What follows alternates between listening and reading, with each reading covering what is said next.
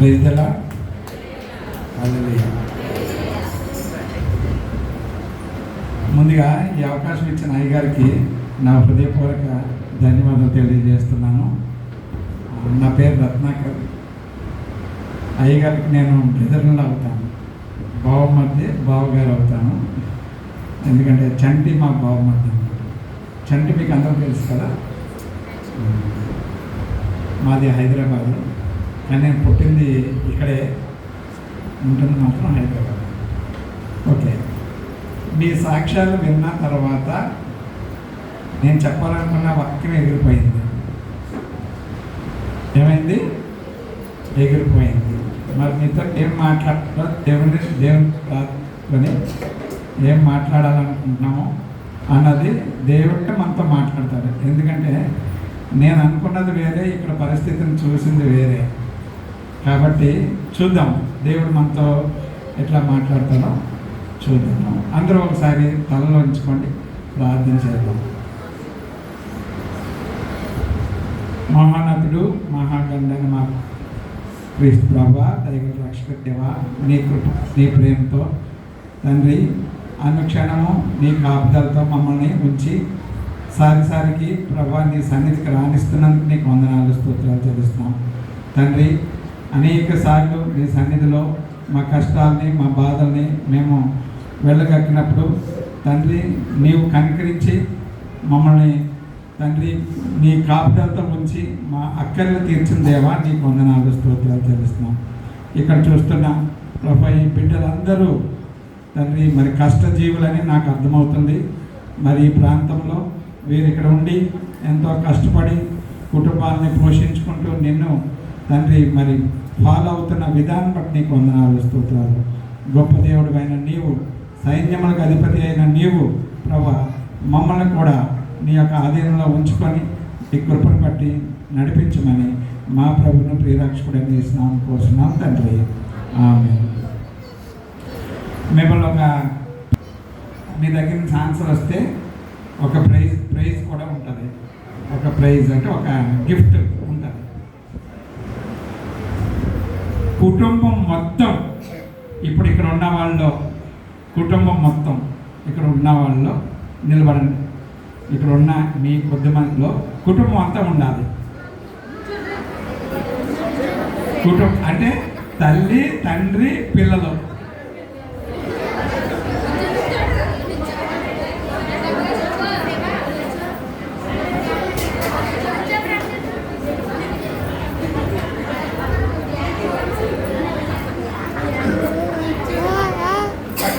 తల్లి, తండ్రి, పిల్లలు.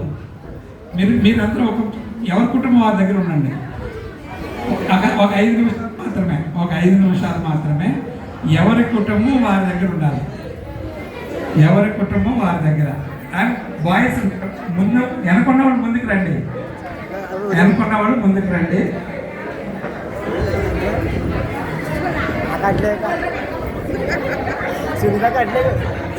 ఇక్కడికి వచ్చి నిలబడచ్చు, పర్వాలేదు. ఒక 5 నిమిషాలే కదా. తమ్ముడు కెమెరా ఇక్కడ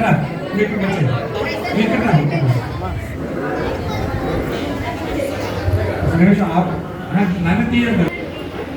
మీ ముగ్గురు 1 2 3 4 5 కుటుంబాలు ఉన్నాయి. అంతేనా? 5ఏనా? పాస్టర్ గారి కుటుంబం కూడా ఉన్నట్టున్నది. మీ పిల్లలు ఉన్నారు కదా. ఓకే,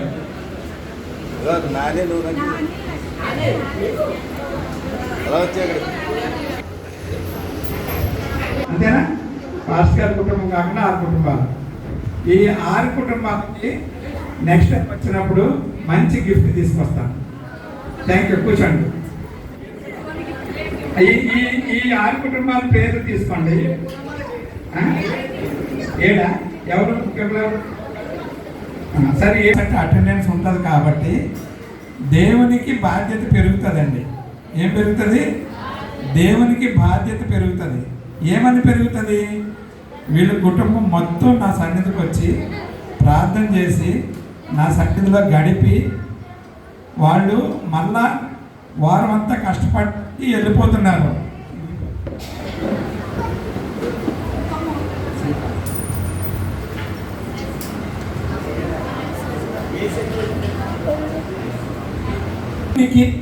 మీ పట్ల అంటే సంపూర్ణ కుటుంబం పట్ల బాధ్యత పెరుగుతుంది. ఏమని పెరుగుతుంది? మీరు వారం వారం దేవుని సన్నిధికి వచ్చి కుటుంబ సమేతంగా వచ్చి మీరు మీ అక్కర్లు తీర్చమని, ఓకే, మీ కష్టం చెప్పుకొని మీ యొక్క ఆశలు ఏమున్నాయో వాటిని దేవుని సన్నిధిలో కుమ్మరించుకుంటారు కాబట్టి, ప్రార్థన చేసుకుంటారు కాబట్టి ఆయనకి బాధ్యత పెరుగుతుంది అన్నమాట.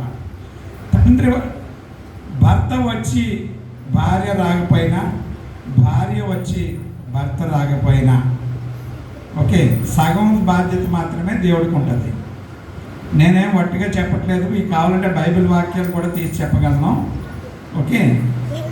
అదేవిధంగా పిల్లలు వచ్చి తల్లిదండ్రులు మానేసినా, దేవుని సన్నిధిలో కనిపించకపోయినా, లేకపోతే తల్లి పిల్లలు వచ్చి భర్త రాకపోయినా, తండ్రి పిల్లలు వచ్చి భార్య రాకపోయినా సరే దేవునికి మీ పట్ల 100% 100% బాధ్యత ఉండదు. ఓకే.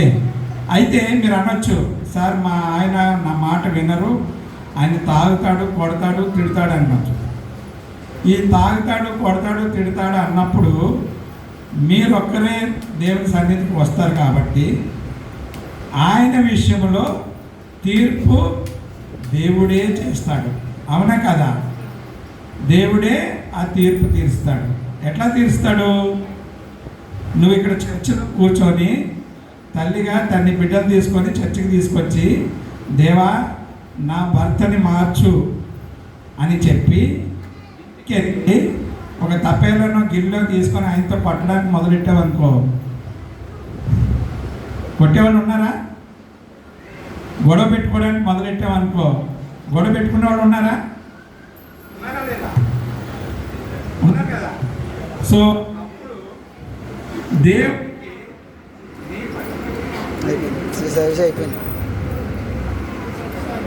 తిరుగుతున్నాడు, సంపాదించిందంతా పాడు చేస్తున్నాడు అని ఇక్కడికి వచ్చి కన్నీటి పర్వంతమై కన్నీటితో ప్రార్థన చేస్తారు. ఇంటికి వెళ్ళగానే లేనిపోని రామాయణం ఓపెన్ చేసి ఆ రామాయణాన్ని చదువుతున్నాం లేకపోతే గోల పెడుతున్నాం, ఆయనతో గొడవ పెట్టుకుంటారు. కాబట్టి అటువంటి కుటుంబాల విషయంలో దేవునికి ఎక్కువ బాధ్యత ఉండదండి. అంతే కదా? అంతే కదా? ఇప్పుడు ఒక స్టూడెంట్ ఎగ్జామ్ మంచిగా రాశాడు అనుకోండి, మంచి మార్క్స్ వేయాల్సిన బాధ్యత ఎవరిది? మాస్టర్ది. ఒకవేళ ఆయన మంచి మార్కులు వేయకపోతే తప్పు ఎవరిది? పిల్లలదా? మాస్టర్దే కదా. అవునా కదా? మంచిగా ఎగ్జామ్ రాశాడు, అన్ని క్వశ్చన్స్కి ఆన్సర్ చేశాడు, సంతోషంగా ఇంటికి వచ్చి వాళ్ళ అమ్మ నాన్నతో నేను మంచిగా ఎగ్జామ్ రాశాను, 100కి 90 మార్కులు వస్తాయని చెప్పాడు. కానీ అక్కడ మార్క్స్ వేయాల్సిన అతను వేయలేదు, ఫెయిల్ అయిపోయాడు. ఇప్పుడు ఎవరు తప్పు? మాస్టర్దే తప్పు. అలాగా మీరు దేవునిలో ఉండాల్సిన విధంగా దేవుని పట్ల మీకున్న విశ్వాసాన్ని కరెక్ట్గా మీరు ప్రాక్టీస్ చేయకపోతే, విశ్వాసాన్ని ఏం చేయాలంట? ప్రాక్టీస్ చేయాలంట. విశ్వాసాన్ని కరెక్ట్గా ప్రాక్టీస్ చేయకపోతే మీ పట్ల దేవునికి బాధ్యత ఉండదు. ఒకవేళ మీరు విశ్వాసాన్ని కరెక్ట్గా ప్రాక్టీస్ చేసినా అప్పుడు దేవుడు మీకు సరి అయిన ఆదరణ కానీ, సరి అయిన బ్లెస్సింగ్ కానీ, సరి అయిన బాధ్యత కానీ మీ పట్ల చేయలేదనుకోండి, అప్పుడు ఎవరు తప్పు అవుతుంది? దేవుని తప్పు అవుతుంది. అవునే కదా? సో దేవుని తప్పు అవుతే అప్పుడు దేవుని మనం అడిగే హక్కు ఉంటుందా ఉండదా? ఉంటుంది. ఎందుకంటే మనము ఆయనకి దత్తపుత్రులం, దత్తపుత్రికలం. ఓకే, మనల్ని ఆయన దత్తత తీసుకున్నాడు, ఆయన యొక్క రక్తం పెట్టి కొనుక్కున్నాడు మనల్ని. అవునా కదా? ఎంతమంది తెలుసు? ఆయన రక్తం పెట్టి, ఆయన రక్తాన్ని కార్చి, ప్రతి బొట్టును, ఆయన ఒంట్లో ఉన్న ప్రతి బొట్టును కార్చి ఏం చేశాడు? మనల్ని కొనుక్కున్నాడు. మనల్ని కొనుక్కున్నాడు కాబట్టి మనకి అన్యాయం చేయడు. ఆయనే కొనుక్కున్నాడు కదా. నేను ఈ షర్ట్ కొనుక్కున్నాను అనుకోండి, నేను ఈ షర్ట్ కొనుక్కున్నాక తీసుకెళ్ళి బయట పడేస్తానా? పడేను.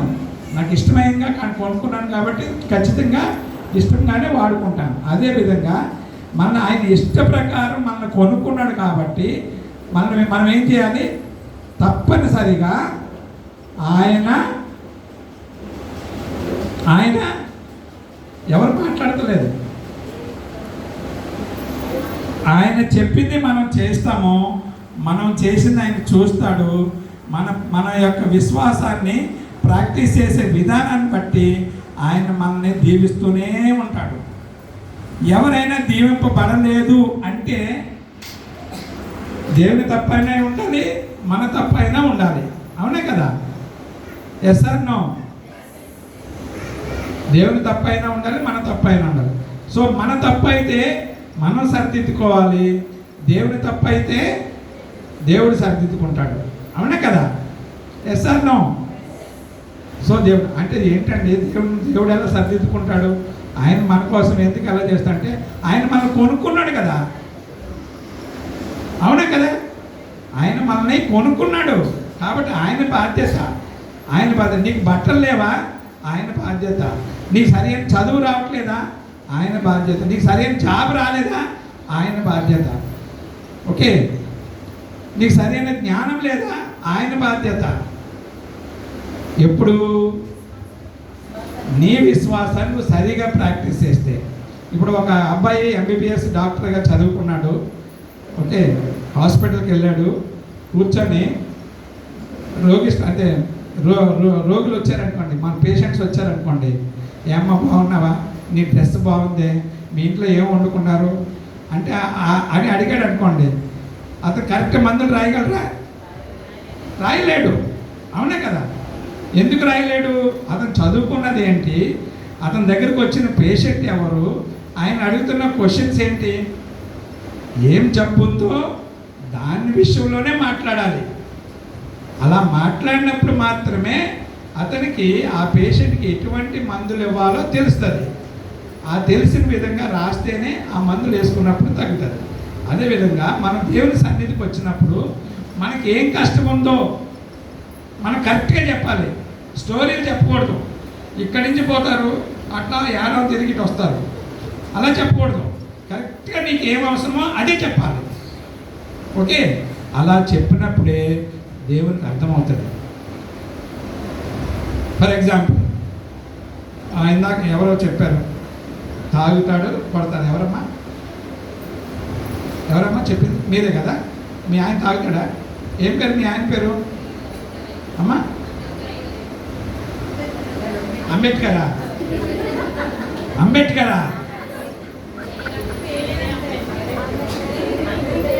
అంబేద్కర్నా? అదే పేరా ఇంకేమన్నదా? నాకు కన్ఫర్మ్ నేను కొడతాను ఒకసారి. అంబేద్కర్ పేరు పెట్టుకొని ఆయన తాగుతున్నాడా? అంబేద్కర్ గారు ఉంటే ఆయన్నే కాలు చేతిలో చేస్తాడు. సరేండి, పేరుని బట్టి మనుషులు కాదు, కానీ మనం తిరుగుతున్న సొసైటీని బట్టి, మనకున్న ఫ్రెండ్ సర్కిల్ని బట్టి, బంధువులను బట్టి, మన ఊళ్ళో ఉన్న పరిస్థితులను బట్టి కొంతమంది తాగుడు అలవాటు చేసుకుంటారు. వాళ్ళని మనం ఏం అసహించుకోవాల్సిన అవసరం లేదు, కానీ వారి గురించి భారంగా ప్రార్థన చేయాల్సిన అవసరం ఉంది. ఓకే, కాబట్టి మీరు మీ విశ్వాసాన్ని, డాక్టర్ వృత్తిని ఎలాగైతే సిన్సియర్గా ప్రాక్టీస్ చేస్తాడో, లాయర్ తన వృత్తిని ఎలాగైతే సిన్సియర్గా ప్రాక్టీస్ చేస్తాడో, ఆ ఇంజనీరు బిల్డింగ్లు కట్టేవాడు కానీ బ్రిడ్జ్లు కట్టేవాడు కానీ ఎంత సిన్సియర్గా చదువుకొని ప్రాక్టీస్ చేస్తారో, అదేవిధంగా దేవునిలో మనం నేర్చుకున్న విశ్వాసాన్ని ప్రాక్టీస్ చేయాలి. విశ్వాసాన్ని ప్రాక్టీస్ చేయాలంటే ఇక్కడ వాక్యం ఏంటంటే, ఇంటికి వెళ్ళిన తర్వాత ఏదైనా డిస్టర్బెన్స్ వచ్చిందనుకోండి, ప్రాబ్లం వచ్చిందనుకోండి, పురాణాలు మొదలు పెట్టకూడదు. అంటే అవసరం లేని మాటలు వాడకూడదు, బూతులు తిట్టకూడదు. ఏం చేయాలి? సైలెంట్గా పోయి ఇక్కడ ఎలాగైతే మనం ఏడ్చుకుంటూ మనం దేవుని సన్నిధిలో సాక్ష్యం చెప్తున్నామో, నాకు ఇలాగ ఉంది అని, అదేవిధంగా నీ ఇంట్లో నీ తలుపు వేసుకొని దేవునికి మొరపెట్టాల్సిన అవసరం ఉంటుంది. అదే మంచిగా ప్రాక్టీస్ చేయడం అంటే. అంతేగాని ఎవరితోనూ గొడవ పెట్టుకోక్కర్లేదు, ముఖ్యంగా మీ ఇంట్లో వాళ్ళతో అసలే గొడవ పెట్టుకోక్కర్లేదు. ఓకే అండి, ఇది ఒక విషయం. రెండో విషయం ఏంటంటే, నువ్వు నీ విశ్వాసాన్ని సరిగా ప్రాక్టీస్ చేస్తే నువ్వేం చేస్తావంటే, ఎప్పుడు ప్రార్థన చేసుకుంటూ ఉంటాం. ఎప్పుడు అంటే మరి డ్యూటీ పోవద్దా? డ్యూటీకి పోయినా ప్రార్థన చేసుకోవచ్చు. ఎలా చేసుకోవచ్చు? ఎవరైనా మీరు ఒకరు డ్యూటీలో ఏం చేస్తారో చెప్పండి. ఎవరైనా ఒకరు చెప్పమ్మా, ఏం చేస్తారు మీరు? మామూలుగా చెప్పండి. మీరు డ్యూటీకి వెళ్ళినప్పుడు మీరు ఏం చేస్తారు డ్యూటీలో? సరే నేనే చెప్తాను. ఒక ఆంటీ డ్యూటీకి వెళ్తుంది హైదరాబాద్లో. ఆమె పని ఏంటంటే ఉదయం 7 గంటల నుంచి 9:30, 10 గంటల వరకు టిఫిన్స్ వండాలి ఆ కంపెనీలో, అంటే కుక్ అనమాట. మధ్యాహ్నం 11 గంటల నుంచి 2 గంటల వరకు మళ్ళీ వంట చేయాలి. ఓకే. సాయంత్రం మళ్ళీ 3 గంటల నుంచి 4 గంటల వరకు నైట్ డ్యూటీ వాళ్ళ కోసం వంట చేసి వచ్చేయాలి. సో వంట చేయడం ఎంత కష్టమో తెలుసు కదా, వంట చేసేవాళ్ళకే తెలుస్తుంది. కాబట్టి ఆమె ఏం చేసేదంటే బైబిల్ మాత్రమే కూర్చొని చదువుకునేది, పని చేస్తూ ప్రార్థన చేసుకునేది. పని చేస్తూ ప్రార్థన చేసుకునేది. ఆమె పిల్లలు పెద్ద పెద్ద ఆఫీసర్స్ అయిపోయారు. ఇంకో ఉదాహరణ చెప్తాను. మీకు రోడ్లు తుడిసే వాళ్ళు తెలుసు కదా, ఉత్తరప్రదేశ్లో ఒక ఆమె దైవ సన్నిధికి వెళ్తుంది మంచిగా కదా. ఆమెకి 4 కొడుకులు, 1 కూతురు. అయితే ఈ 4 కొడుకులు కూడా IAS IPS ఆఫీసర్లు అయ్యారంట. కూతురు కూడా పెద్ద ఆఫీసర్ అయిందంట. అయినా సరే ఆమె రోడ్లు తుడిసే వృత్తి మానలేదు. అయితే ఈ మధ్య అంటే 2024 సంవత్సరంలో ఆమె రిటైర్ అయింది. ఆ మున్సిపాలిటీ ఆఫీస్ నుంచి రిటైర్ అయింది. రిటైర్ అవ్వగానే ఆ రిటైర్మెంట్ ఫంక్షన్ ఏర్పాటు చేశారు. తెలుసు కదా, రిటైర్ అయినప్పుడు చిన్న ఫంక్షన్ ఏర్పాటు చేస్తారు ఆ ఆఫీస్లో ఉన్న వాళ్ళందరూ. వీళ్ళు ఏం చేస్తారు, రిటైర్ అయ్యే వాళ్ళు వాళ్ళకి తెలిసిన వాళ్ళని, బంధువుల్ని, నాకు ఫంక్షన్ చేస్తున్నారు, మీకు వీలైతే రండి అని పిలుస్తారు. అలాగే రిటైర్ అయినప్పుడు పిలిచారు. పిలిస్తే దబ ఒక 6-7 కార్లు వచ్చి నిలబడాయండి అక్కడ. పెద్ద పెద్ద కార్లు, మళ్ళీ ఒక్కొక్క కారుకి ఇంకో 2-3 కార్లు అలా వచ్చి ఆ గ్రౌండ్ ముందు పెట్టుకున్నారంట. పెట్టుకున్న తర్వాత వాళ్ళు ఒక్కొక్కరు కారు నుంచి దిగి వస్తుంటే, ఒక ఆయన ముందు వస్తుంటే ఆయనకి ఇటువైపు ఒక మనిషి, ఇటువైపు ఒక మనిషి, అట్లాగా ముగ్గురు, నలుగురు అలా వస్తున్నారంట. అందరూ ఆశ్చర్యపోయారు, వీళ్ళు ఎవరు అని. రాగానే వాళ్ళు స్టేజ్ దగ్గరికి వెళ్ళి, ఎవరు పిలవలేదు, స్టేజ్ దగ్గరికి వెళ్ళి దండలేసి ఆమెకి, ఆ స్వీపర్కి దండలేసి ఆమె కాళ్ళకి నమస్కారం చేసి వెళ్ళి చైర్లో కూర్చున్నారు. ఈ ప్రోగ్రామ్ కండక్ట్ చేస్తున్న ఆయనకు కూడా వాళ్ళు ఎవరో తెలియదు. అప్పుడు చివరిలో మాట్లాడమని ఎవరిని అడుగుతారు? ఈ రిటైర్ అయిన ఆమెను అడుగుతారు కదా. అడిగినప్పుడు అమ్మ మీరు మాట్లాడాను అంటే లేచి నిలబడి, ఇక ముందు కూర్చున్నా చూడండి, ఆ 4 అబ్బాయిలు, ఆ అమ్మాయి, వీళ్ళు నా పిల్లలు అని చెప్పింది. ఎంత ధన్యత! అయితే వాళ్ళు అలా తయారవడానికి వారి వెనక చాలా కఠోరమైన శ్రమ ఉంది. నా భగవంతుడు ఉన్నాడని చెప్పింది ఆమె. కఠోరమైన శ్రమ ఉంది, నా భగవంతుడు ఉన్నాడు. అంతేకాకుండా నేను ఈ వృత్తి ఇప్పటి వరకు కొనసాగించడానికి కారణం ఏంటంటే, నా పిల్లలు చాలాసార్లు అడిగారు, నువ్వు కలెక్టర్లో IAS IPS పిల్లలు, నీ పిల్లలు, నీకెందుకమ్మా ఈ చీపురు అంటే, ఈ చీపురుతోనే సంపాదించిన డబ్బులతో మిమ్మల్ని పోషించి ఇంత పెద్ద చేశాను, కాబట్టి నా బాధ్యత నెరవేర్చాలి కదా అని అడిగిందంట. సో అదే విషయం ఆ రోజు అందరికీ చెప్పింది. నా రిటైర్మెంట్ వరకు నేను ఈ చీపురు వదలకూడదు అని. ఎందుకంటే ఆమెకి దేవుడు ప్రబోధించినట్టు చెప్తుంది. అందులో ఆమె చెప్పిన సాక్ష్యంలో దేవుడు ఆమెను ప్రబోధించినప్పుడు, నీ పిల్లలు ఏమైనా కాక, CM అవని, PM అవని, ఎవరైనా కానీ నీకు నేను ఇక్కడ నీకు ఫుడ్ అరేంజ్ చేశాను కాబట్టి ఈ చీపరు జీవితాంతం నువ్వు పట్టుకొనే ఉండు, నువ్వు రిటైర్మెంట్ అయ్యేంత వరకు పట్టుకొని దేవుడు ఆమెతో చెప్పినట్టుగా ఆమె చెప్తారు. ఇక్కడ నేను చెప్పాలనుకుంటుంది ఏంటంటే, నువ్వు నమ్మిన వృత్తి, నువ్వు నమ్మిన దేవుడు, నువ్వు నమ్మిన విశ్వాసం కరెక్ట్గా కానీ నువ్వు ప్రాక్టీస్ చేస్తే, కరెక్ట్గా కానీ నువ్వు ఫాలో అయితే, కరెక్ట్గా నువ్వు కానీ దాన్ని జరిగిస్తే, కొన్ని తెలుగు వర్డ్స్ నాకు కష్టము అందుకే చెప్తాను. ఫాలో అవడం అంటే ఆచరించడం, కరెక్ట్, థ్యాంక్ యూ. ఆచరిస్తే నువ్వు వెనక్కి తిరిగి చూసుకోక్కర్లే, నీ భర్త తాగితే నీకేంటి, తిరిగితే నీకేంటి? నీ పిల్లలు చదివితే నీకేంటి, చదవకపోతే నీకేంటి? నువ్వు చేయాల్సిన బాధ్యత నువ్వు నెరవేర్చు, అంతేకాని నువ్వు వాళ్ళ గురించి నువ్వు ఆలోచించవద్దు. ఇంకో ఎగ్జాంపుల్ చెప్తాను, బైబిల్ కూడా చదువుతాను. ప్రతి ట్రైన్కి కనీసం 10-15 బోగీలు ఉంటాయా ఉండవా? ఇప్పుడు ఈ రోజుల్లో 26 బోగీలు కూడా పెడుతున్నారు, అవునా కదా? ప్రతి ట్రైన్ చూసాం కదా, గూడ్స్ ట్రైన్కి అయితే దాదాపు 40-50 బోగీలు పెడతారు, అవునా కదా? ముందే ఉంటుంది ఇంజిన్ ఉంటుంది. ఓకే, ఇంజిన్ ఉన్నప్పుడు ఆ ఇంజిన్ గడికోసారి నా వెనక పెట్లు వస్తున్నాయి లేదా ఇలా వెనక్కి చూసుకుంటుందా? ఎందుకు చూసుకోదు? నాకు అనవసరం అనుకుంటుంది. నాకు అనవసరం, నేను వాటికి ఏం చేస్తున్నాను? శక్తిని ఇస్తున్నాను, నాతో ప్రయాణం చేయమని శక్తిని ఇస్తున్నాను, ఎనర్జీ ఇస్తున్నాను. అవేం చేయాలి? నాతో ప్రయాణం చేయాలి, అంతే.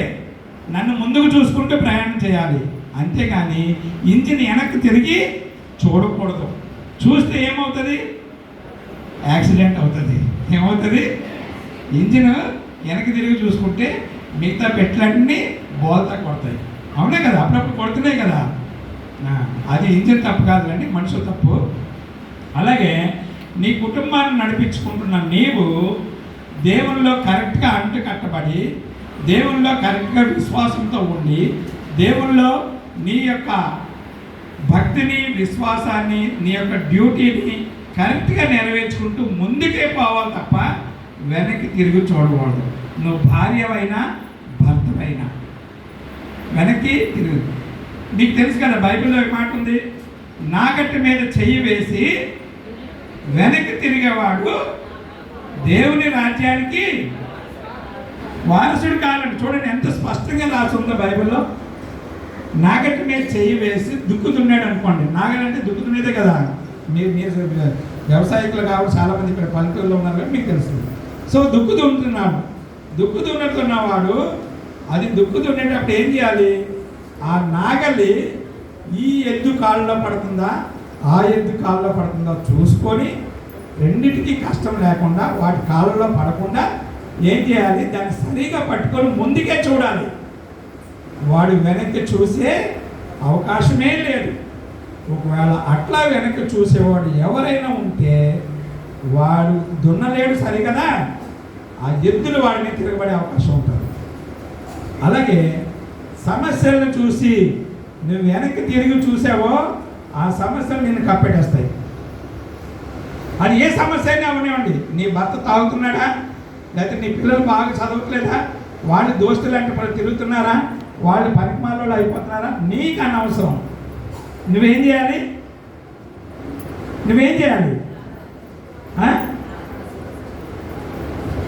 నువ్వు గురి యొద్దకే పరిగెత్తాలి.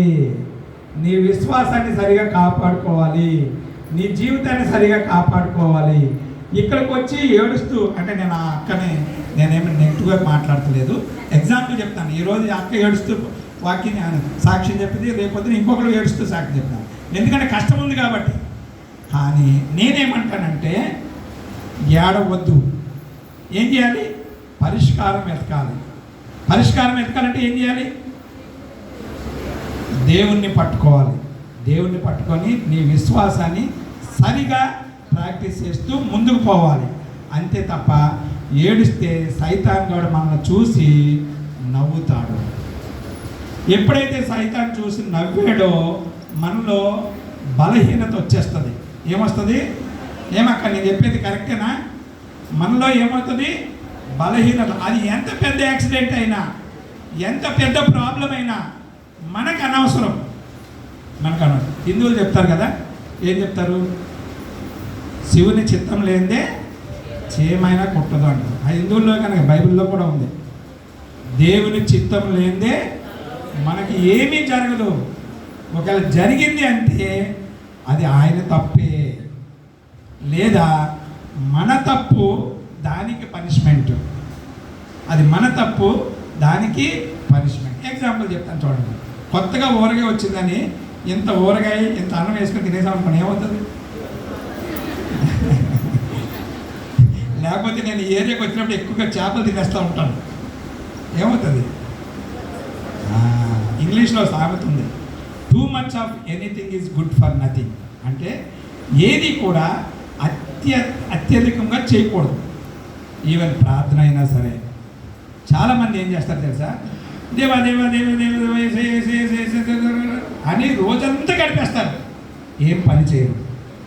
రోజంతా గడిపేస్తారు, పిల్లలకు అన్నం వండరు. రోజంతా గడిపేస్తారు, భర్తకి భోజనం పెట్టరు. అటువంటి ప్రార్థన దేవుడు వినడు కాక వినడు. సరే కదా, నీకు ఏ హెడేక్ అని తీసుకొస్తాడు. అదేంటి, నేను ఇంత కష్టపడి ప్రార్థన చేస్తే నాకు తలనొప్పి ఎందుకు వచ్చిందని నువ్వు తిట్టుకుంటావు దేవుడిని. అప్పటి వరకు ప్రార్థన చేసిన దాను, నేనే తప్పు చేశాను, నీకే కదా ప్రార్థన చేశాను, ఎందుకు నాకు ఈ తలనొప్పి అని మళ్ళీ నువ్వు దేవుడి మీదకి రివర్స్ అవుతావు. అలా అవ్వకుండా ఉండాలంటే ఏం చేయాలి? ప్రతిదీ కొలమానం ఉండాలి. నీ ప్రార్థనకి కొలమానం ఉండాలి, నీ విశ్వాసానికి కొలమానం ఉండాలి, నీ యొక్క జీవితానికి కొలమానం ఉండాలి, నీ యొక్క బాధ్యతలకు కొలమానం ఉండాలి. అర్థమైందండి? ఒక మంచి స్టూడెంట్ ఒక ఇంట్లో ఉన్నాడంట. ఆ అబ్బాయి అప్పుడప్పుడు వేరే వాళ్ళతో ఫ్రెండ్షిప్ చేస్తాడు.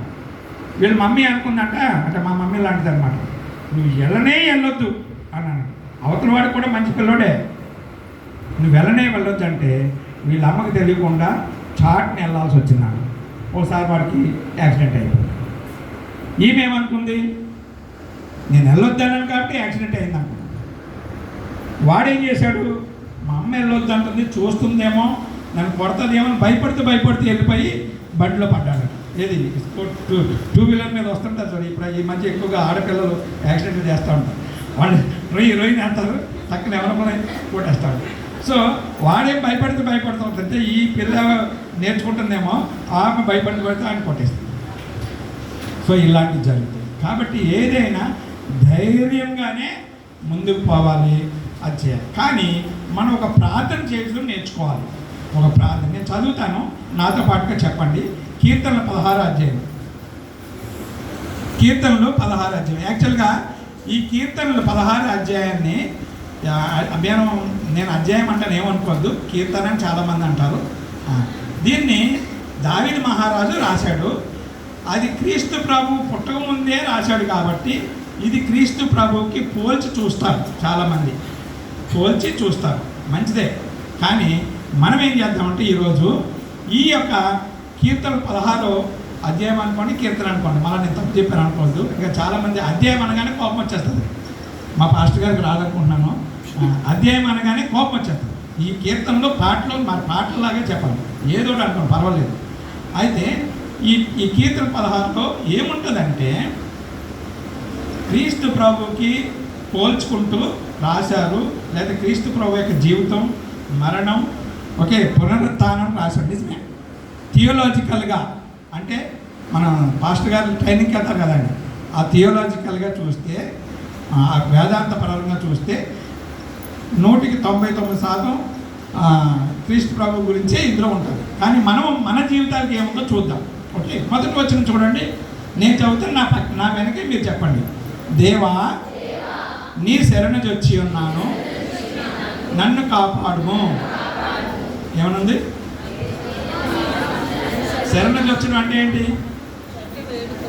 ఇప్పుడు మమ్మీ కొడుతుంది అనుకోండి, పరిగెట్టుకుంటే వాళ్ళ డాడీ వెనక కూర్చుంటుంది పాప లేదా అబ్బాయి, లేదా వాళ్ళ డాడీ కొడుతున్నట్టు పరిగెట్టుకుంటూ వచ్చేవాడు. కానీ టీచర్ కొడితే ఎవరైనా పరిగెడతాడు, ఎవరంటే పరిగెడతాడు. అవునా కదా? అంటే మమ్మీ డాడీ పనిష్మెంట్ ఇచ్చినప్పుడు ఎవరో ఒకరిని ఆశ్రయించడానికి ప్రయత్నం చేస్తాం. అవునా కదా? కానీ దేవుడు పనిష్మెంట్ ఇచ్చినప్పుడు ఎవరిని మనము ఆశ్రయించడానికి ప్రయత్నం చేయాలి. కాబట్టి దేవుణ్ణే కోరుకోండి. ఏమని? దేవా, నీ శరణం అంటే నన్ను సేవ్ చేయి. కొట్టేస్తున్నా, మమ్మీ కొడుతుంది, డాడీ కొడుతుంది, సేవ్ చేయని, నన్ను కాపాడని పరిగెట్టుకుంటూ వెళ్తాం. అది ఈ లోకంలో సాధ్యమే. కానీ దేవుని విషయంలో, ఒక స్కూల్లో టీచర్ విషయంలో ఎలాగ సాధ్యం కాదో, టీచర్ కొడుతుంటే ఇంకో స్టూడెంట్ వచ్చి అడ్డుకోలేడు, ఇంకో టీచర్ వచ్చి అడ్డుకోలేరు. కావాలంటే ప్రిన్సిపాల్ గారు వచ్చి ఒకవేళ అన్యాయంగా కొడుతుంటే ఎందుకు కొడతాం బాబు అని అడగవచ్చు, కానీ ఇంకెవరు చేయరు. అదేవిధంగా దేవుడు మనల్ని పనిష్మెంట్ ఇస్తాడేమో అన్న భయంతో మనం ఎప్పుడు ఉంటాం. కాబట్టి దేవా నీ శరణు వచ్చి ఉన్నాను, నన్ను కాపాడు, నన్ను కాపాడు. ఎక్కడి నుంచి కాపాడాలి? సాయంత్రం అవగానే నేను ఒక క్వార్టర్ మంది వేస్తాను, ఇంటికి క్షేమంగా తీసుకెళ్ళు, నన్ను కాపాడు. అదే కదా. ఓకే, పక్కింటి వాళ్ళది షుగరో లేకపోతే మిరపకాయలో దొంగలిస్తాను నేను, ఎందుకంటే మా ఇంట్లో కావాలి, కాబట్టి ఆమె చూడకుండా నన్ను కాపాడు. అదే కదా, కాదా? ఏంది హైదరాబాద్ నుంచి వచ్చి ఇవన్నీ చెప్తున్నాను అనుకుంటారా? అవి కాదు. మనకి దేవుడిచ్చిన విశ్వాసాన్ని కరెక్ట్గా ప్రాక్టీస్ చేసి నేను ఏ కష్టంలో పడకుండా నన్ను కాపాడు. ఎగ్జాంపుల్, నువ్వు ఇక్కడి నుంచి కాకినాడ పోతున్నావు, బస్సులోనే పోతున్నావు లేకపోతే కారులో పోతున్నావు, కానీ ఇంట్లోంచి బయటకు వెళ్ళేటప్పుడు ఏమని ప్రార్థన చేస్తావు? దేవా నేను ఒక మంచి పని మీద పోతున్నాను, ఓకే పిల్లలకి బట్టలు కొనుక్కోవడానికి పోతున్నా, లేదా ఒక హాస్పిటల్కి వెళ్తున్నా, లేదా ఒక బంధువుల ఇంట్లోకి వెళ్తున్నా, దేవా నాకు సుఖవంతమైన క్షేమకరమైన ప్రయాణం దయచేయాలి అని ప్రార్థన చేస్తుంది. ఎందుకు? అది దేవుని చేతిలో ఉంది. బయలుదేరం మన చేతిలో ఉంది, రీచ్ అవడం ఎవరి చేతిలో ఉంది? దేవుని చేతిలో ఉంది.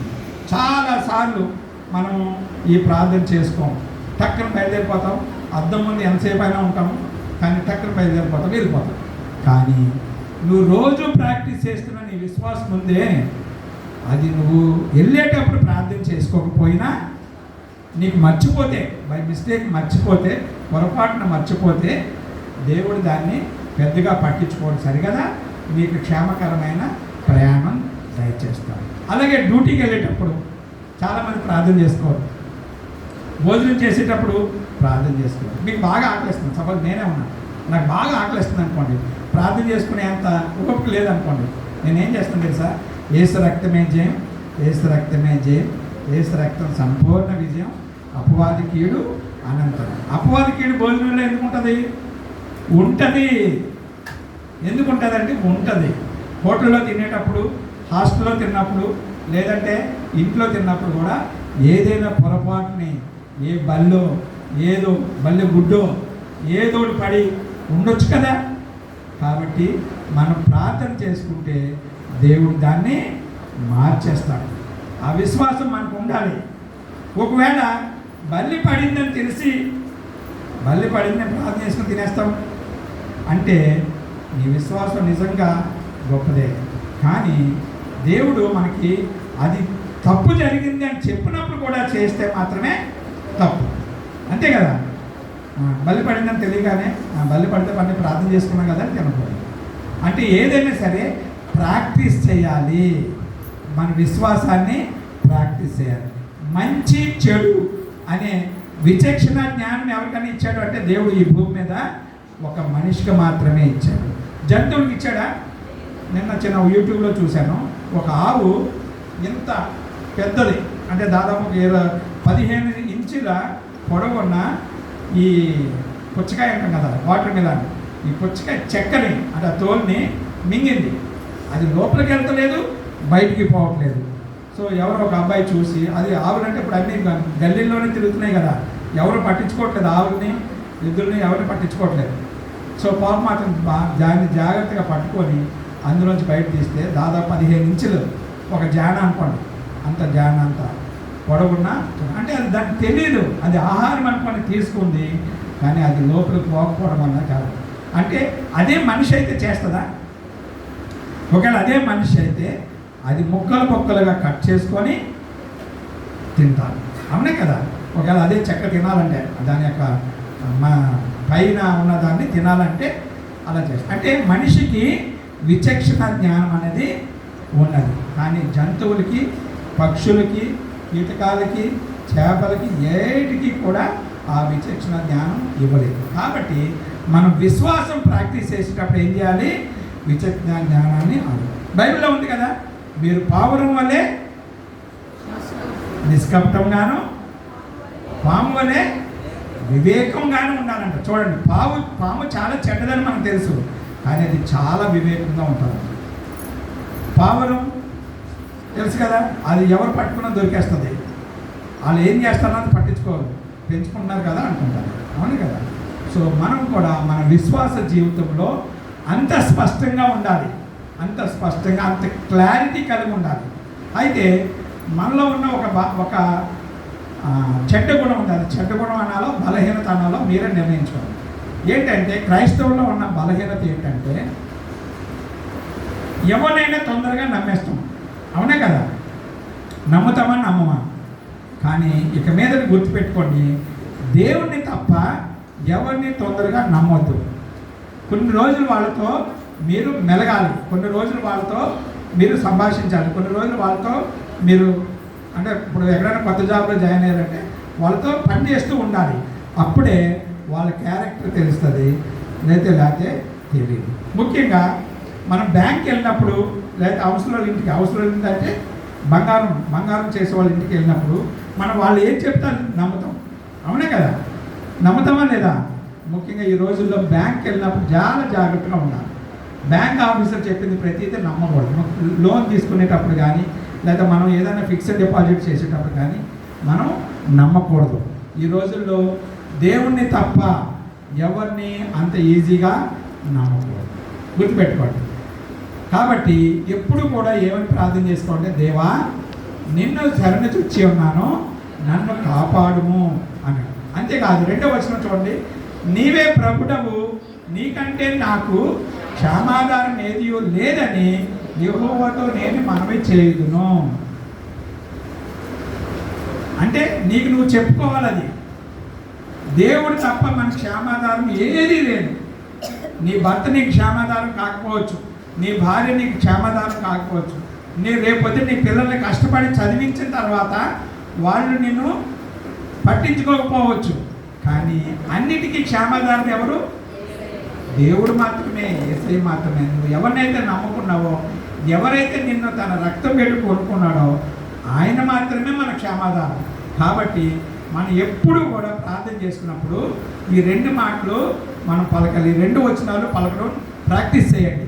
1, దేవా నీ శరణు చొచ్చి ఉన్నాను, నన్ను కాపాడు, అన్ని విషయాల్లో కాపాడు, మంచిలో కాపాడు, చెడ్డలో కాపాడు, ఓకే, డ్యూటీలో కాపాడు, నడుచుకుంటున్నప్పుడు అన్ని విషయాల్లో నువ్వు నన్ను కాపాడు, నా సంసార జీవితంలో కూడా నన్ను కాపాడు. ఎందుకంటే నీవే నా ప్రభుడవు, నీవు తప్ప నాకెవరో క్షమాధానము ఈ లోకంలో కనబడతలేదు. మీరు అనుకుంటారేమో, ఇగో ఈ అన్న చాలా మంచోడు, లేకపోతే ఈ అక్క చాలా మంచిది, వీళ్ళ దగ్గర నా డబ్బులు పెడితే ఉంటాయి అని అనుకుంటారు. తప్పులేదు. కానీ వాళ్ళ పొరపాటుని వాళ్ళని డబ్బులు వాడుకున్న తర్వాత తొందరగా ఇవ్వలేకపోతే వాళ్ళని మనం నెగిటివ్గా అంటే మనం వాళ్ళ పట్ల వ్యతిరేకమైన భావం వచ్చేస్తుంది. అలా రాకుండా ఉండాలంటే మీరు ఏం చేయాలంటే ఒక పేపర్ మీద రాసుకొని వాళ్ళు ఇచ్చేంత వరకు వెయిట్ చేయాలి. నిజమైన క్రైస్తవులు, మంచివాళ్ళు, క్రైస్తవులు కాకపోయినా మంచివాళ్ళు ఒకరి రుణాన్ని ఉంచుకోరు. ఎగ్గొట్టేయాలనుకున్న వాళ్ళు, చెడ్డవాళ్ళు, వాళ్ళు క్రైస్తవులు కాకపోయినా క్రైస్తవులైనా వాళ్ళు తీసుకున్న అప్పుని ఎగ్గొట్టేయడానికే ట్రై చేస్తూ ఉంటారు. కాబట్టి మనం ఎవరితో స్నేహం చేస్తున్నాం, ఎవరితో డబ్బు లావాదేవీలు చేస్తున్నాము, ఏ బ్యాంకులో మనం పెడుతున్నాము, ఈ విషయాలన్నీ జాగ్రత్తగా మనం పరిశీలించుకొని ముందుకు పోవాలి. చాలామంది అమాయకులు మోసపోతూ ఉంటారు, తెలుసు కదా. వడ్డీ ఎక్కువ ఇస్తుందని వడ్డీ వ్యాపారం చేస్తూ ఉంటారు. బైబిల్లో వడ్డీ వ్యాపారం చేయమనుందా? నీ ద్రవ్యం వడ్డీకి ఇవ్వకూడదని ఉంది. మరి ఇవ్వకూడదంటే మనం ఎలా డెవలప్ అవుతాం? మరి అన్ని చాలా డెవలప్ అవుతున్నారు కదా, మరి మన పరిస్థితి ఏంటి? ఒక ప్రొఫెసర్ ఏం చెప్పారంటే, నీ ద్రవ్యం వడ్డీకి ఇవ్వకూడదు అంటే అసలు వడ్డీ మరి బ్యాంకులో వేసుకుంటే ఫిక్స్డ్ డిపాజిట్ వేస్తే ఏమవుతుంది? వడ్డీ పెరుగుతుంది కదా. మరి బ్యాంక్ వడ్డీ దగ్గరికి వెళ్ళి 5 సంవత్సరాలు అయిన తర్వాత నీ వడ్డీ నాకు వద్దు, అసలు ఇయ్యని అడుగుతామా? మనం అడగం కదా. అంటే దీని అర్థం ఏంటంటే, ఒకవేళ ఇప్పుడు నువ్వు కష్టపడి పొలం వేసావు అనుకోండి, 1 లక్ష రూపాయలు పెట్టి ఎకరం పొలం చేసావు అనుకోండి, నీకు ఆ పొలం పండిన తర్వాత నీకు 1.5 లక్ష వచ్చింది అనుకోండి, నీకు ఎంత వచ్చినట్టు? లాభం సంవత్సరానికి 50,000 వచ్చినట్టు. అదే వడ్డీకి ఇస్తే 50,000 వస్తుందా? రాకూడదు. ఓకే. అలాగే నీ పొలం పాలకి ఇచ్చావు, పాలకి ఇవ్వడం అంటే తెలుసు కదా, కౌలుకి ఇచ్చావనుకోండి, వాళ్ళు నేను 60% తీసుకుంటాను, నీకు 40% ఇస్తాను అంటారు. అవునే కదా. సో అట్లా మనము మన పెట్టుబడి కంటే కొంచెం తక్కువగానే, కొంచెం కూడా కాదు, చాలా తక్కువగా మనం ఆశించాలి. అప్పుడు దేవుడు మన డబ్బుల్ని పాడు చేయనివాడు, మనకి రావాల్సిన చాలామంది 5 రూపాయల వడ్డీ, 3 రూపాయల వడ్డీ, 10 రూపాయల వడ్డీకి ఇస్తూ ఉంటారు. కొంతమంది తీసుకుంటారు. నాలంటూ తీసుకొని ఏం చేస్తారు, అటు వడ్డీ కట్టలేక ఇటు అసలు కట్టలేక బాధపడుతూ వస్తారు. ఈలో గొడవలు వస్తాయి, వాళ్ళు కొట్టడానికి తిట్టడానికి వస్తారు. అవునే కదా? కాబట్టి అప్పు చేయడం అనేది చాలా కష్టమైతే తప్ప అప్పు చేయకూడదు. అలాగే అప్పు ఇవ్వటం అనేది వాళ్ళు మన మీద నమ్మకం ఉన్నది, అలాగే వాళ్ళ మీద మనకు నమ్మకం ఉన్నది అనుకుంటేనే అలా చేయాలి. ఒకసారి నువ్వు అప్పు ఇచ్చినప్పుడు వాళ్ళు ఇచ్చేంత వరకు ఓపికగా ఉండాలి. తక్కువ వడ్డీకి మాత్రమే, బ్యాంకు వడ్డీకి మాత్రమే ఇవ్వాలి. దయచేసి గుర్తుపెట్టుకోండి. ఇవన్నీ చేసి ఇలా చేస్తేనే నీ డబ్బులు ఎక్కడికి పోవు. నాకు హైదరాబాద్లో ఒక ఆయన తెలుసు, అన్నుడే రెడ్డి అయినా, ఆయన రూపాయి వడ్డీకే ఇస్తాడు. బ్యాంకులో కూడా రూపాయి వడ్డీ వస్తుంది, మనకు తెలుసు కదా, రూపాయి వడ్డీకి ఇస్తుంది. సో ఆయన దగ్గర అప్పు తీసుకున్న ప్రతి ఒక్కడు ఆయన అడగకముందే తీసుకెళ్ళి ఇచ్చేస్తూ ఉంటారు. ఎందుకంటే ఆయన రూపాయి వడ్డీ, ఎంత డబ్బులు ఇచ్చినా రూపాయి వడ్డీకే ఇస్తాడు.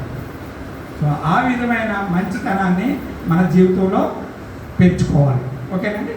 మీకు బోర్ కొడుతున్నట్టున్నది, ఇంకో వాక్యం చదువుతామేనండి. నేను ఇలాగందును, చెప్పండి, నేను ఇలాగందును, భూమి మీద ఉన్న భక్తులే శ్రేష్ఠులు, వారు నాకు కేవలం ఇష్టలు. అంటే ఏంటిది? నాకు నిజంగా నేను వేరే వాక్యం ప్రిపేర్ అయ్యి వచ్చాను, కానీ మిమ్మల్ని చూడగానే ఇంక ఇట్లా చెప్పాలనిపిస్తున్నాను. అంటే ఏం చెప్పండి? భూమి మీద ఉన్న భక్తులే శ్రేష్ఠులు అంటే మనుషులే శ్రేష్ఠులు. భక్తి ఎవరికి ఉంటుంది? మనుషులకి మాత్రమే ఉంటుంది. అది ఏ ఫెయిత్ అన్న పర్లేదు, ఏ విశ్వాసం అయినా దేవుడు భూమి మీద ఉన్న భక్తులకి మాత్రమే ఈ అవకాశం ఇచ్చాడు. జంతువులకి ఇచ్చాడా? జంతువులకి ఇచ్చాడా? జంతువులకి ఇవ్వలేదు. పక్షులకి ఇచ్చాడా? పక్షులు ఇందాక మనం చెప్పుకున్నాం కదా, జంతువులకి పక్షులకి విచక్షణ జ్ఞానం ఇవ్వలేదు. కాబట్టి వాటిలో భక్తి భావాలు అనేది దేవుడు పెట్టలేదు. కానీ ఎవరికి పెట్టాడంటే మనుషులకు మాత్రం పెట్టాడు. ఎందుకంటే మనిషిని దేవుడు తన స్వరూపమందు చేశాడు. అవునా కదా? Yes or no? దేవుడు తన స్వరూపమందు చేయడమే కాకుండా ఆయన యొక్క తెలివితేటలు ఇచ్చాడు. అంటే మంచి చెడు అని విచక్షణ తెలుసుకునే జ్ఞానాన్ని ఇచ్చాడు.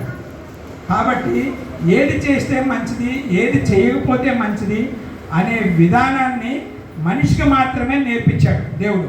ఇంక ఏ సృష్టిలోకి ఎవరికి నేర్పించలేదు. ఏ జంతువులు కానీ, పక్షులు కానీ, చేపలకు కానీ, చెట్లు కానీ ఎవరికి నేర్పించలేదు. కేవలం మనిషికి మాత్రమే.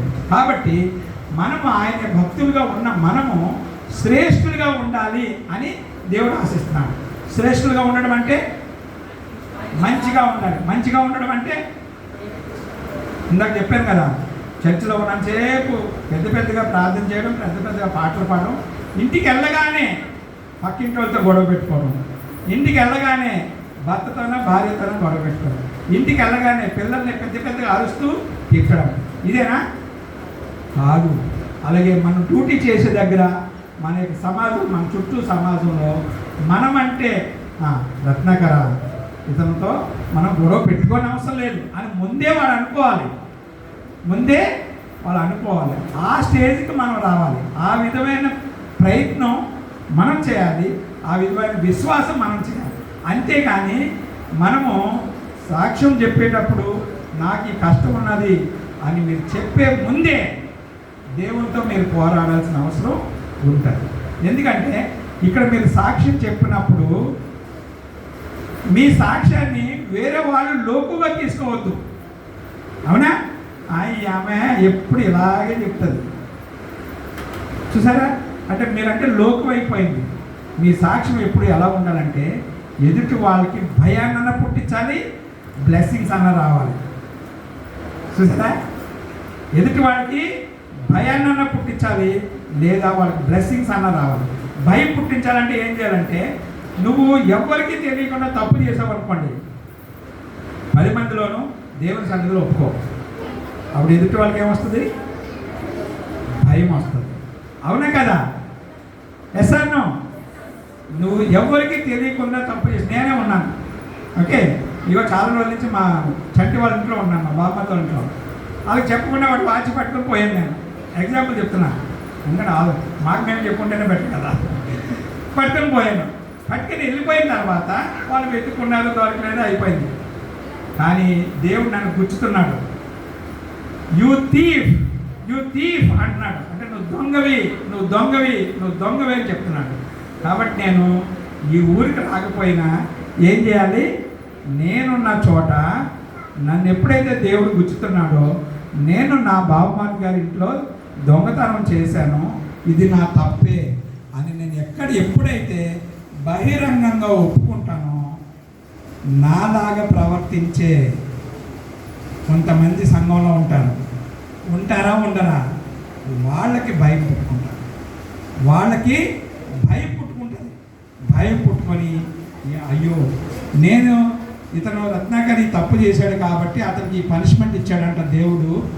కాబట్టి ఎప్పుడైతే నేను దేవుని దగ్గర ఒప్పుకొని విడిచిపెట్టేసి నేను బయటకు పడ్డానో, అప్పుడు దేవుడు నన్ను క్షమించి నన్ను స్వస్థపరిచాడు, లేకపోతే నన్ను క్షమించి నాకు ఈ యొక్క మేలు చేశాడు అని నేను ఎప్పుడైతే సాక్ష్యం చెప్పుకున్నానో, అప్పుడు ఆటోమేటిక్గా దేవుడు నన్ను దీవించడం వాళ్ళు చూస్తారు. వాళ్ళలో భయము వస్తుంది. ఒకవేళ నేను ఈ భయాన్ని, నేను యొక్క దొంగతనాన్ని ఒప్పుకున్నాను, ఈ ప్రాబ్లమ్ని, ఈ తప్పును ఒప్పుకున్నాను, దేవుడు నన్ను దీవించాడు. మళ్ళా వచ్చి ఏం చెప్తానంటే, ఇదిగో దేవుడు నన్ను దీవించాడు, ఇగో మా వాళ్ళ దగ్గర తీసుకున్న వాచ్ నేను తిరిగి ఇచ్చేస్తున్నాను అని సాక్ష్యం చెప్పగలగాలి. గుర్తుపెట్టుకోండి. అలాగే భర్త భార్యల విషయంలో, భార్య పట్ల భర్త సరిగా లేకపోయినా, భర్త పట్ల భార్య సరిగా లేకపోయినా మీరు నిజమైన విశ్వాసులైతే దేవుని సన్నిధిలో మీరు మీ తప్పును ఒప్పుకుంటారు, మీరు బాగుపడతారు. గుర్తుపెట్టుకోండి. డాక్టర్ దగ్గరికి వెళ్ళినప్పుడు కరెక్ట్గా ఏ ప్రాబ్లం ఉంటే అదే చెప్పాలా వద్దా? సపోజ్ నాకు తలనొప్పి వస్తుంది, డాక్టర్ చెప్తే బాధపడతాడు, అని కాలు నొప్పి వస్తుందని చెప్పాను అనుకోండి, ఏమవుతుంది? తలనొప్పి వస్తుంది నాకు, డాక్టర్ చెప్తే అయ్యో పాపం అయితే తలనొప్పి వస్తుందని బాధపడతాడు, కాబట్టి కాలు నొప్పి వస్తుందంటే కాలే కదా అనుకుంటాడు అని నేను తప్పు చెప్పాను అనుకోండి. కాలు నొప్పి వస్తుందంటే కాలు నొప్పికి వాడే మందులు మాత్రమే ఇస్తాడు తప్ప తలనొప్పి మందులు డాక్టర్ ఇవ్వడు. దేవుడు కూడా అంతే. మనలో పాపం పెట్టుకొని, మనలో తప్పు పెట్టుకొని, మనలో అవిధేయత పెట్టుకొని, మనలో ప్రార్థనాహీనత పెట్టుకొని, మనలో ద్వేషం పెట్టుకొని, మనలో దొంగతనం పెట్టుకొని, పైకి నాకు ఈ కష్టం ఉంది, ఆ కష్టం ఉంది అని చెప్తే దేవుడు ఆ కష్టానికి సంబంధించింది ఏదో ఆలోచిస్తాడేమో, కానీ అసలైన ప్రాబ్లంని దేవుడు తీసేయడు. గుర్తుపెట్టుకోండి. అసలైన ప్రాబ్లం తీయాలంటే డాక్టర్ దగ్గరికి వెళ్ళి ఏదైతే మనం నిజం చెప్తామో, మనం మగ డాక్టర్ దగ్గరికి వెళ్ళామనుకోండి, ఆడవాళ్ళ ప్రాబ్లం అయినా మనం చెప్పాలి, తప్పదా? చెప్పాలి కదా. అలాగే ఆడ డాక్టర్ ఉందనుకోండి, లేడీ డాక్టర్ ఉంది, మగవాళ్ళకే చెప్పే కొన్ని విషయాల్ని లేడీ డాక్టర్ కదా మనం చెప్పడం మానేస్తామా?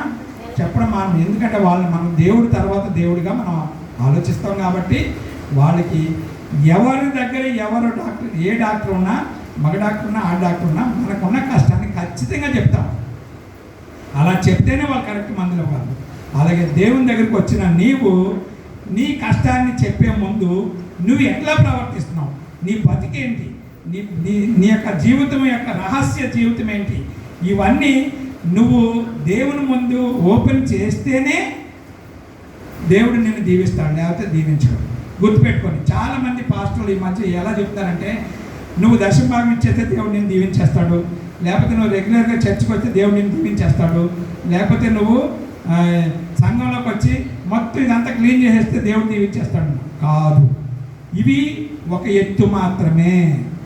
ఒక ఎత్తు అంటే మన విశ్వాస జీవితంలో ఒక పార్ట్.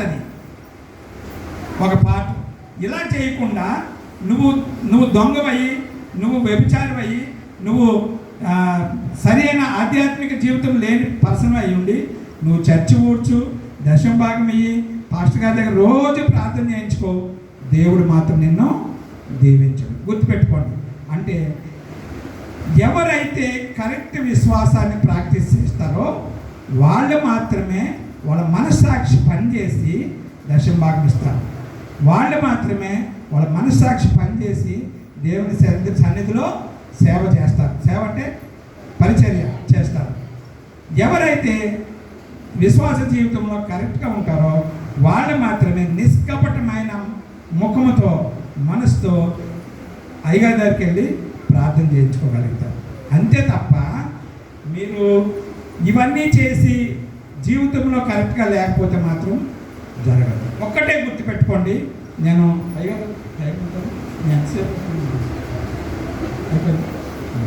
ఒకటే గుర్తుపెట్టుకోండి, నేను వాక్యం చెప్పడానికి వచ్చే కానీ ఇక్కడున్న పరిస్థితులు బట్టి చెప్పలేదు.